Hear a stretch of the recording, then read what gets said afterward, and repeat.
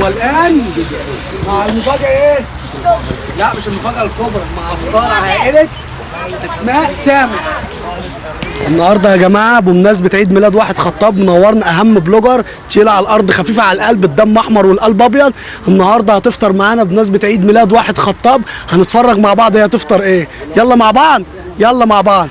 طيب قبل بقى ما نشوف الاكل وجمال الاكل، تعالي بقى كده ناخد كده فكره سريعه كمان عن المكان. هنا طبعا كنا لسه بقى في الطريق، وانت داخله كمان واحد خطاب كده هتلاقي كمان لعب للاطفال. يعني انت بس مش هتخرجي ولادك وتاكليهم، ده انت كمان هتلعبيهم. فطبعا لازم كده لما اجي اقول لك على مكان تخرجي فيه ولادك وتاكليهم بره، يكون مكان بجد يليق بيكي وكمان يفرحك ويفرح ولادك. ما احنا مش كل يوم بنخرج، فلازم لما نخرج لازم نبسطهم ونبسط نفسنا احنا كمان، صح ولا لا؟ شايفين النافوره عامله ازاي؟ وزي ما قلت لكم وانت داخله كمان المكان هتلاقي كمان لعب اطفال، وطبعا ولازم ما سابونيش الا كمان لعبوا كمان اللعب هناك. بس بجد كان يوم حلو جدا جدا، انبسطت ولادي انبسطوا جدا، وانت كمان لما تروحي هناك انت نفسك هتنبسطي، ولادك كمان هينبسطوا جدا جدا. ما انا زي ما قلت لك الولاد قدام مكان فيه لعب كمان بيبقوا مبسوطين وفرحانين جدا. المهم هنا بقى خلاص دخلنا كمان قعدنا، شايفين القعده مريحه ازاي، نظافه ازاي، والاستقبال هناك بجد حاجه كده عظمه، ربنا يا رب يبارك فيهم ويحفظهم. زي ما بقول لكم الاستقبال هناك هايل حلو جدا، والنظافه ما فيهاش كلام. شايفين القعده اصلا تريح النفسيه. انت تبصوا بقى الترابيزه بقى اللي احنا كنا قاعدين عليها كمان قدامنا كمان النافوره، بصوا شكل القعده اصلا عامله ازاي. زي ما بقول لك احنا عايزين لما نخرج في مكان حلو عايزين كده مكان يريح النفسيه، مكان كده نرجع البيت نكون مبسوطين، صح ولا لا؟ ومش هتلاقي احسن كمان من هناك. تعالي بقى مع بعض كده نشوف الاكل اللي يفتح النفس بجد. دي الطحينه الجميله، دي الطحينه، كنا في الطحينه بس صحينا. ودي التوميه، توميه واحد، توميه واثنين، توميه ثلاثه. جبنه القديمه، جبنه قديمه بس في واحد خطاب لمستها حديثه. انا ما لقيتش ام علي، جبت لك بابا غنوب يا استاذ اسماء. تمام يلا. الطماطم المتبله، لا الطماطم المتبله. المخلل الجميل.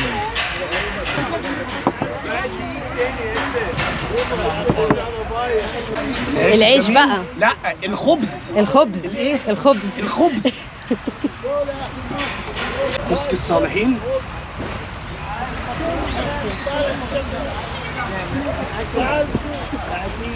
59 ثانية وسوف نعلن عن بقية التفاصيل.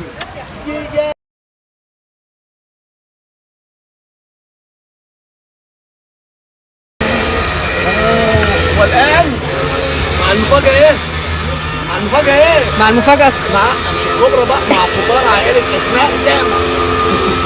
This is مندي اللي بيخلي الصبا فندي. This is ايه؟ مندي اللي بيخلي الصبا ايه؟ افندي. خش على التفاصيل كده. بسم الله. البشاميل، انا مش همل من قعدتهم معايا. باشا ايه؟ مش همل من قعدتهم معايا.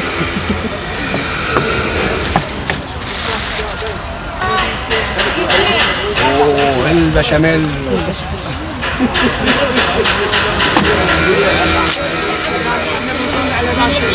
بص خش لي على التفاصيل كده، خش لي على التفاصيل، خش لي على التفاصيل، خش لي على التفاصيل، وخش لي على التفاصيل يا سيدي. بص يا سيدي بأمانة الأكل جوزي. بأمانة الأكل إيه؟ جوزي.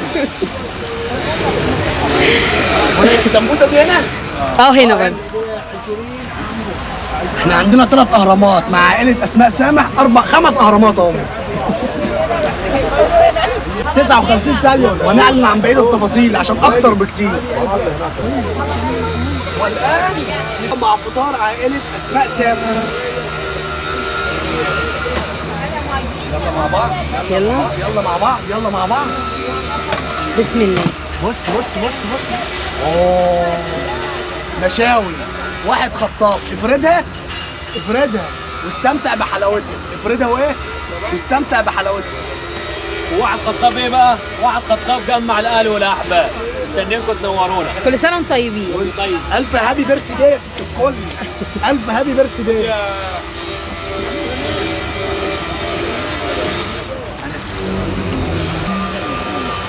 This is فراخ شيش.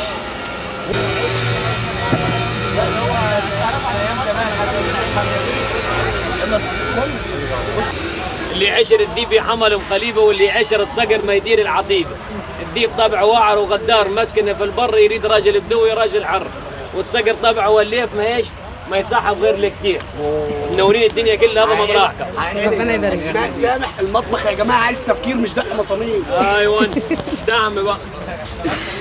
تعالوا اوريكم بقى الاكل كمان جماله عامل ازاي. طبعا هو مش محتاج كلام، بس تعالوا اوريكم التفاصيل. يعني اللحمه دي اللحمه دايبه، اللحمه دي اصلا لحمه بتلو صغير، تقطميها كده تتقطم معاكي بكل سهوله.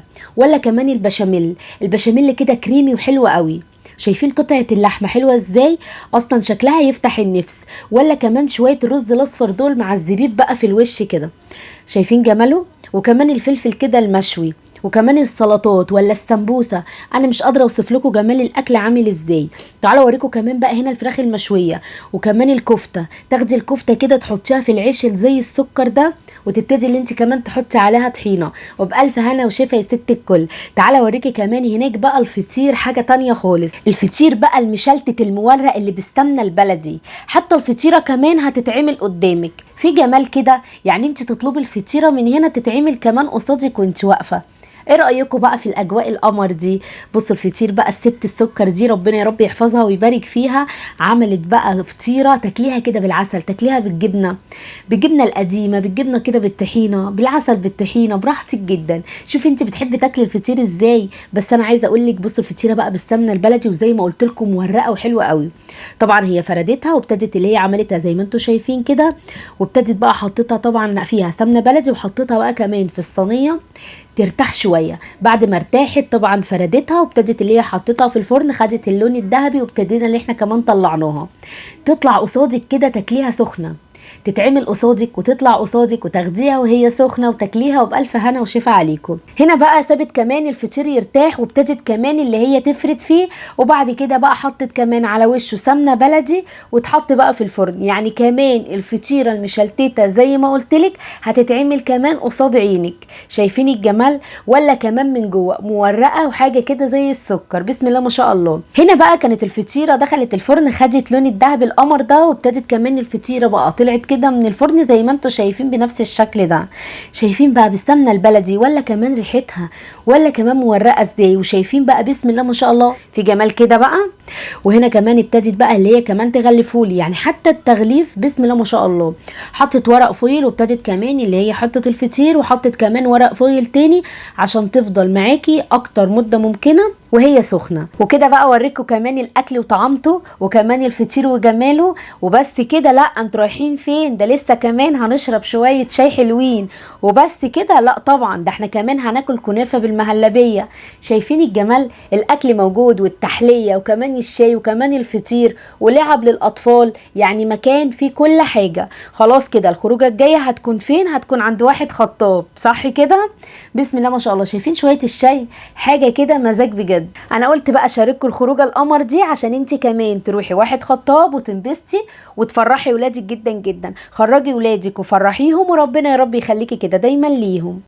مع عائله اسماء سامح هنقول لك ايه، لو محتاج دعايه لازم تروح عند اسماء سامح واقفه معايا. وبالنسبه بقى لرمضان، بص وفطار رمضان واستعداد لرمضان، بص الكل احنا وكل سنه وانتم طيبين. احنا مستعدين لكل ما هو جديد، بس المفاجآت ما ينفعش نعرض على الناس. ليه؟ هتيجي هتحضر افكارك، هتلاقي واحد خطاب في انتظارك، وفي ميعاد الفطار بالظبط كله يا فندم خلال 59 ثانيه. التفاصيل اكتر بكتير. 3 2 1 واحد خطاب نمبر 1. واللي واحد خطاب مش في حياته كل الحلوه اكيد فاته. يلا يا ابو ريان، احنا لنا الشرف ومرحبين بيكم وبكل متابعينك، وانتم شرفتونا ونورتونا. هذا مطرحك ومطرح كل حبايبك ومطرح كل متابعينك، واحنا في انتظاركم في اي وقت. وبالنسبه لرمضان ان شاء الله بنحجز بالتليفون قبل ما بنيجي بيوم.